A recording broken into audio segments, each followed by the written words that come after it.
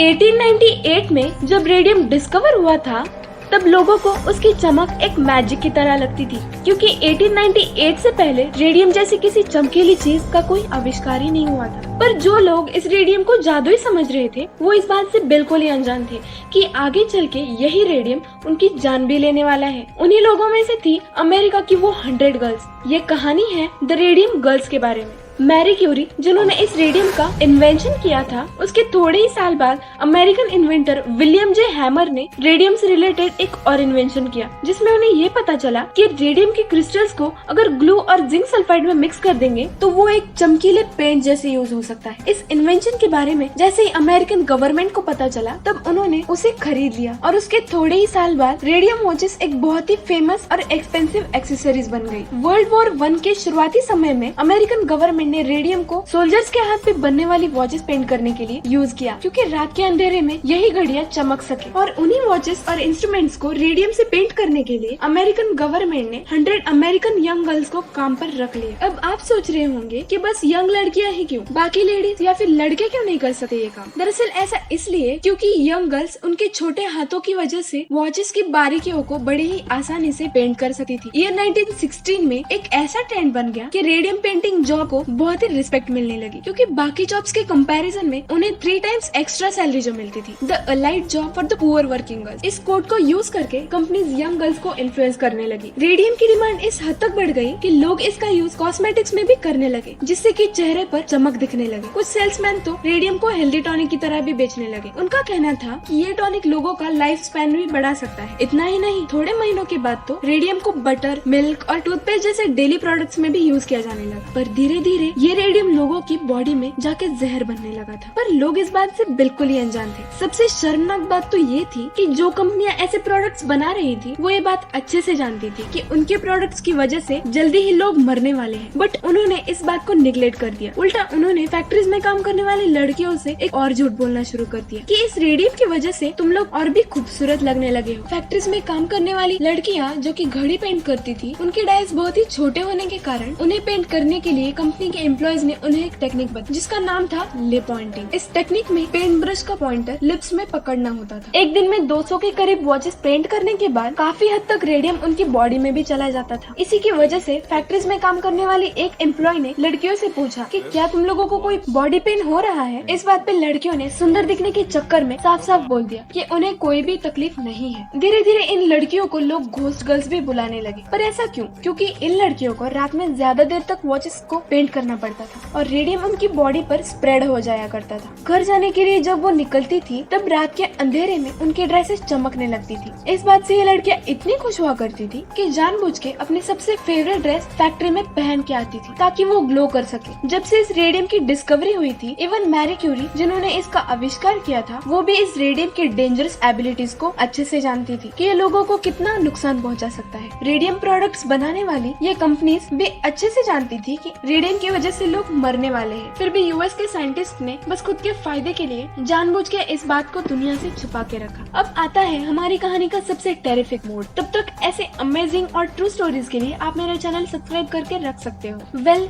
एक ऐसा समय आ गया कि सब फीमेल फैक्ट्री वर्कर्स को डरावनी बॉडी प्रॉब्लम्स के सिम्टम्स दिखने लगे। बहुत सी लड़कियां कमजोर पड़ने लगी थी। रोज रोज रेडियम खाने की वजह से रेडियम उनके बोन्स को वीक करने लगा था। अमेलिया, मॉली और Maggia one of the first radium girls जिन्होंने इस पेन को एक्सपीरियंस किया था। शुरुआती समय में लिप पॉइंटिंग की वजह से उनके दांत इस हद तक दर्द करने लगते थे कि मैजिया को अपने दांत हमेशा के लिए निकालने पड़े। रेडियम ने उसकी बॉडी को इस हद तक कमजोर बना दिया था कि उसे अब चलने में भी प्रॉब्लम हो रही थी। इससे भी बुरी बात तो उसके साथ ये हुई कि जब वो डॉक्टर्स के पास पहुंची तब डॉक्टर्स ने उसे रेडियम के बारे में कुछ भी नहीं बताया। धीरे धीरे मैजिया का जॉ इतना कमजोर पड़ने लगा था कि बस अब हाथ लगाने की वजह से वो टूट गया। उसके बाद डेंटिस्ट ने उसके जॉ को हमेशा के लिए निकाल दिया और आखिर में 1922 में जब उसकी एज 24 इयर्स थी तब उसकी दर्दनाक मौत हो गई। इस समय किसी ने भी मैजिया की मौत के पीछे जो रेडियम है उसे सबके सामने आने भी नहीं दिया। इनफैक्ट डॉक्टर्स को भी इन लोगों ने झूठ बोलने के लिए खरीद लिया था।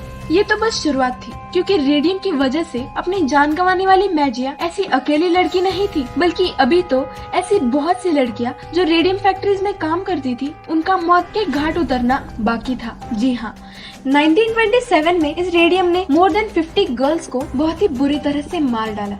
बाकी बची गर्ल्स के भी दांत झड़ने लगे थे, स्पाइनल कॉर्ड्स टूटने लगे थे, बहुत सी लड़कियों के तो लेग्स फ्रैक्चर होने लगे थे, साथ ही ब्रेन ट्यूमर के साथ कैंसर्स भी होने लगे थे। मैजिया की डेथ के बाद रेडियम फैक्ट्रीज के एम्प्लॉयज ने भी रेडियम जॉब्स और उसकी मौत के सारे कनेक्शंस तोड़ दिए थे। 1925 में डॉक्टर होरिजन मॉर्टलैंड को रेडियम और उससे होने वाली डेथ के पीछे के कनेक्शंस पर इन्वेस्टिगेशन करने के लिए हायर कर लिया। ऐसा इसलिए क्योंकि अब खुद उनका एक मेल एम्प्लॉय मर गया था। इन्वेस्टिगेशन के बाद डॉक्टर मॉर्टलैंड को सारी सच्चाई समझ में आ गई कि इन सब डेथ्स के पीछे का रीजन है अकेला रेडियम। और अब सारी लड़कियां भी इस बात को अच्छे से समझ गई थी कि रेडियम की वजह से ही ये सब हो रहा है। और जब इन लड़कियों ने केस कोर्ट में पहुंचाया, तब गवर्नमेंट ने सारे डॉक्टर्स को खरीद लिया था। इस वजह से सारी रेडियम गर्ल्स ने हार मान ली। और अब आता है कहानी का सबसे मैजिकल मूव। दरअसल डॉक्टर मार्टिन टेस्ट के सारे रिपोर्ट कोर्ट में दिखा देते हैं, जो प्रूफ कर देते हैं कि सब बीमारियां रेडियम की वजह से ही हो रही है। और अब रेडियम गर्ल्स ये केस जीत गई और फाइनली सब रेडियम फैक्ट्रीज बंद करवानी पड़ी। तो गाइस, अगर आपको देखनी है मेरी और भी इंटरेस्टिंग वीडियोस, तो चैनल को सब्सक्राइब जरूर कीजिए। मिलते हैं नेक्स्ट वीडियो में।